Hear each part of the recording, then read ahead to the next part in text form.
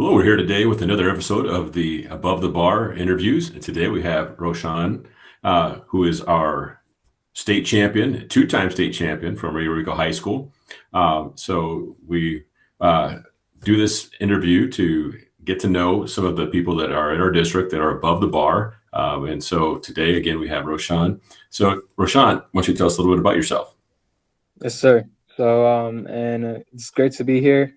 And yeah, some things about myself. Well, currently I'm a senior at Rio Rico High School. It's been a pretty good year so far, given the current circumstances that we've had to and obstacles that we've had to work through. I'm just truly grateful that we have an opportunity, first off, to just really get a hold on academics and then as well in the athletics field, really have a showing for that.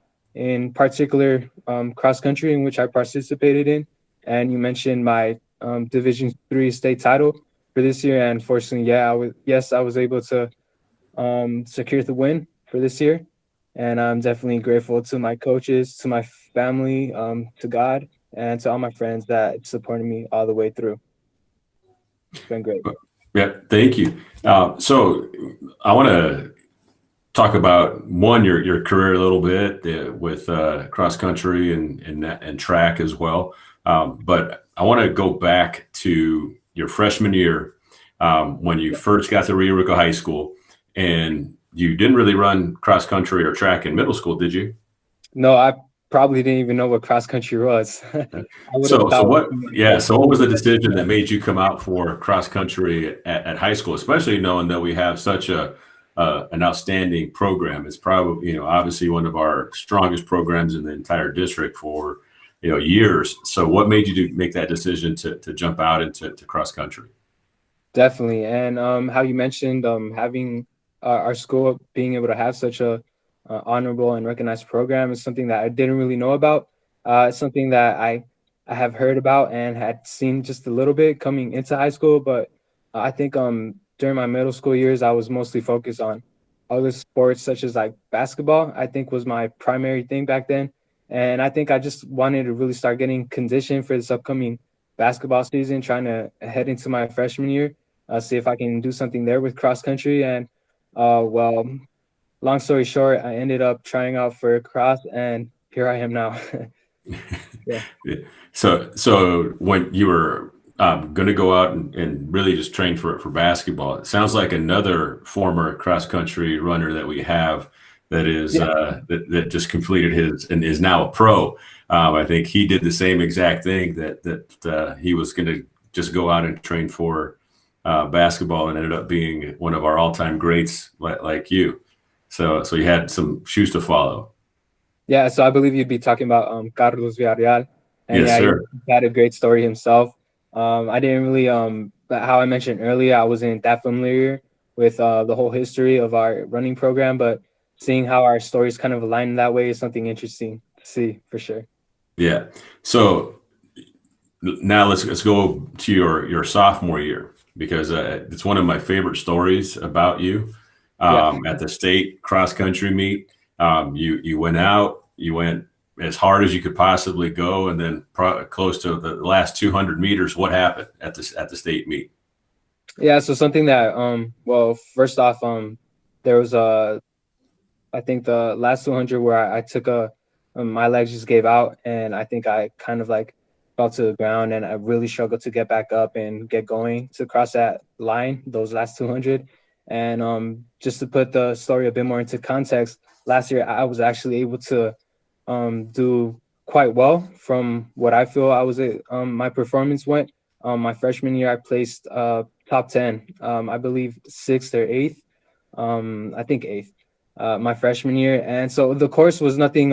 It was nothing new to me. In my sophomore year, it was something that I already had experience on, coming into my sophomore year. But a lot of factors such as like this little like discomfort I was feeling in my foot, just how how that was like kind of psyching me out heading into that race really kind of put me in a negative place to start that race. And yeah, once I got to that point, I really just couldn't. I almost couldn't. My body was just like just done with running, and yeah, I really had to fight to try to cross those the last 200 meters, and I ended up placing around like 30th.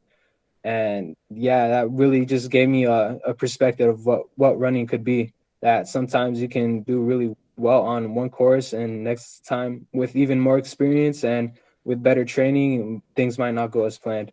So that definitely gave me a better perspective on what it really is to go out there and run.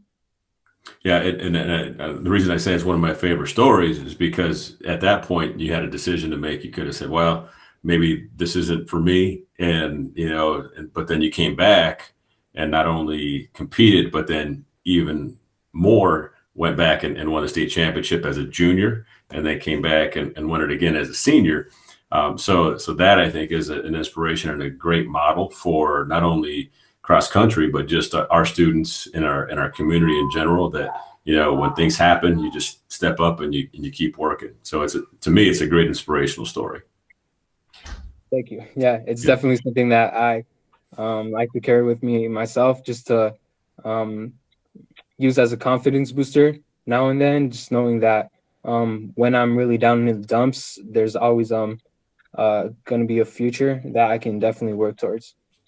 So now you also not only won the state championship, but you won our sectional championship for the last 2 years. And then also this year set a course record. What does the setting the course record mean to you? Because I know that was, having our home course and having it be such a tough course to have the course record. What does that mean to you? Yeah, so something that really just motivated me going into that race, and trying to do just set a great performance to be able to um, achieve such a goal was I think last year's or no 2 years ago, when our very own Sam Shadler actually set the course record for the women's 5K time on that course, and that definitely gave me just the drive to really get at it and really get going. It showed me that it was possible, and that even though our course is really known for being tough, there was no one that knew it better than our own running team. And that's definitely where I just really wanted to go for it. And I wasn't really focused on the time in particular. I was just trying to give it my all, knowing that it was probably going to be my last showing on that course for my high school career. So I just really try to have a good time as well. Going around every last turn, knowing that, man, this is probably going to be the last time I come around this turn or go around this stretch. And going into that field, I definitely felt the support from the community going across that line. It was great to see. And once I saw that I was able to actually reach that goal, going across the lines, somewhat knowing the time I'd hit, it was definitely something great to see. Yeah, well, that's great. Like I said, it's known as one of the toughest courses in Arizona. So it's a very big accomplishment. So after the state meet this year, you got to go across the country, fly on a plane for the first time, go to the Midwest for the first time, and tell us about that experience. Yeah, so how you mentioned, this would have been my first time on a plane, and it was something that I was very stoked for until we found out that we'd have to kind of change plans on how we were going to end up in Indiana, since we unfortunately missed our second flight to Indiana, so we kind of had to reroute and take two extra planes to get there. So it was a bit more plane and traveling than I bargained for, but definitely worth the experience for sure. Yeah, and so when you got to Indiana, you competed at the night cross in Arizona, and which was obviously a kind of a regional meet, but this was kind of your first big national meet. How was that experience?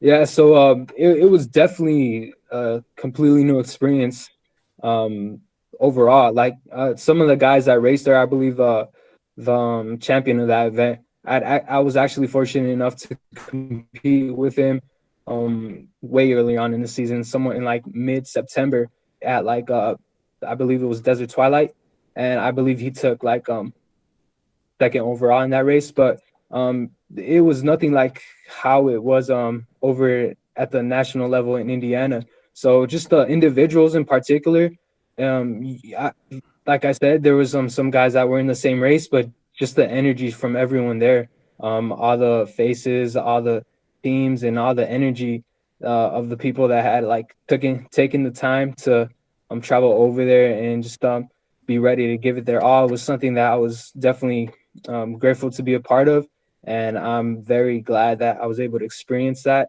in one of my final high school cross country races. It definitely gave me a drive to really start to try to pursue this for the future as well, come my collegiate career.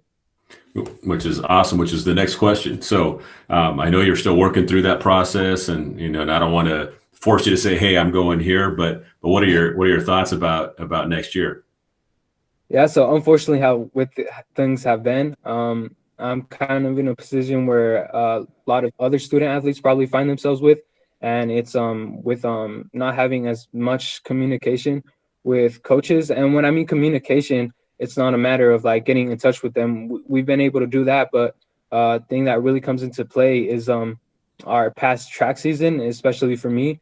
That having been my junior year and having the whole season kind of just ruled out for me, it really harms the recruitment of athletes that are like in my position because from what I know, recruits really base their like judgments off that season, and not having that it doesn't really help in aiding their search for recruits. And yeah, so right now, I fortunately have been able to get in touch with some schools that have contacted me earlier last year up in Idaho and some in Colorado as well.